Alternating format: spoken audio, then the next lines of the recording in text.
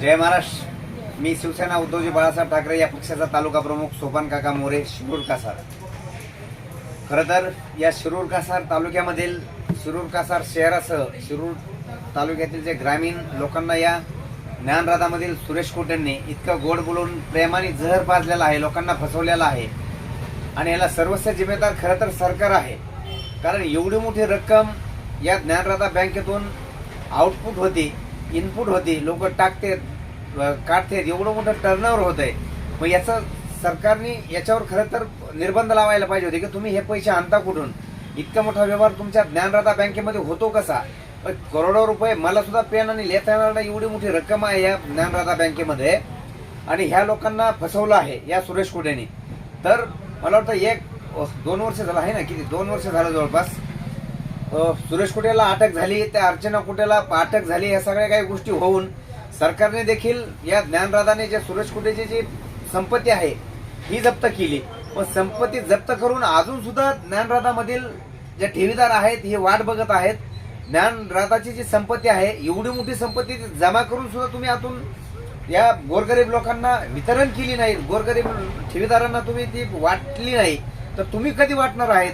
मग ती संपत्ती जप्त केली, याचं पुढं काय झालं हेही लोक वाट बघून आहेत। लोकांना याच्यामध्ये कितीतरी लोक या टेन्शनमध्ये अटॅक येऊन, पॅरालिसिस सारखे झटके येऊन एक्सपायर झालेले आहेत। या ठेवीदाराचे कुटुंब उघड्यावर आलेले आहेत, तरी देखील सरकारला जाग येत नाही। मला वाटतं ह्या पाठीमागच्या अधिवेशनामध्ये ज्ञानराधाचा विषय सुद्धा तारांकित होऊन आजपर्यंत कुठलाही एकही रुपया ठेवीदाराला भेटला नाही। ही खूप शोकांतिका आहे, ही खूप दुर्दैवी गोष्ट आहे। या ज्ञानराधाच्या समस्यावर ज्या सर्वात पहिले ज्ञानराधाचा विषय इश्यू झाला, या कुठेनी ज्ञानराधा बँक टाकून, मल्टीस्टेट बँक टाकून ज्यावेळेस फसवलं, त्यावेळेस सर्वात पहिले शिवसेना उद्धवजी बाळासाहेब ठाकरे या पक्षाने आंदोलन छेडलं सुषमाताई अंधारे यांनी बीडमध्ये। त्याच्यानंतर वारंवार शिरूर कासार तालुक्यामध्ये आम्ही देखील त्याच्यावर आंदोलन केले आहेत। आणि त्याच्यानंतर मला वाटतं अंबाजोगाईचे कोणते गोरे त्यांनी देखील, सचिन ओबाळे, अजून हे सर्व लोकांनी लावून धरली या ज्ञानराधाच्या बँकेच्या ज्या फसवणूक झाली आहे ठेवीदारांसाठी। माझ्यासह यांनी देखील सर्वांनी वेळोवेळी त्याच्यावर आंदोलन केलेले आहेत। मग आता किती दिवस वाट बघायची?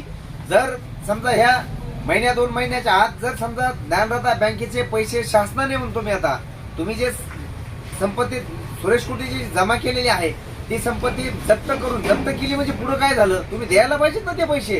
कधी देणार आहेत? लोक मेल्यावर पैसे देणार आहेत का? लोक वाट बघून परेशान आहेत, देवासारखी वाट बघतात त्या ज्ञानराधा बँकेत कधी पैसे भेटणार आहेत, कधी काय होणार आहेत। लोकांना झोपा येणार, लोकांना म्हणजे लोक त्याच्यात परेशान व्हायला लागलेत। याच्यामध्ये या ज्ञानराधा मल्टीस्टेटमध्ये ह्या सुरेश कोटेने जे फसवलेले लोक आहेत ना बॉस, त्या लोकांचे मुलांच्या शैक्षणिक शाळांचं नुकसान झालंय।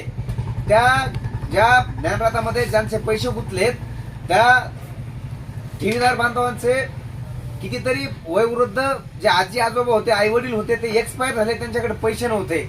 या ज्ञानराधामध्ये पैसे गुंतल्यामुळं त्यांच्यावर इलाज करण्यासाठी पैसे नसल्यामुळं ते घरात लोक एक्सपायर झाले, वयोवृद्ध। ज्या लोकांच्या लग्न ठरले होते ते लग्न मोडले।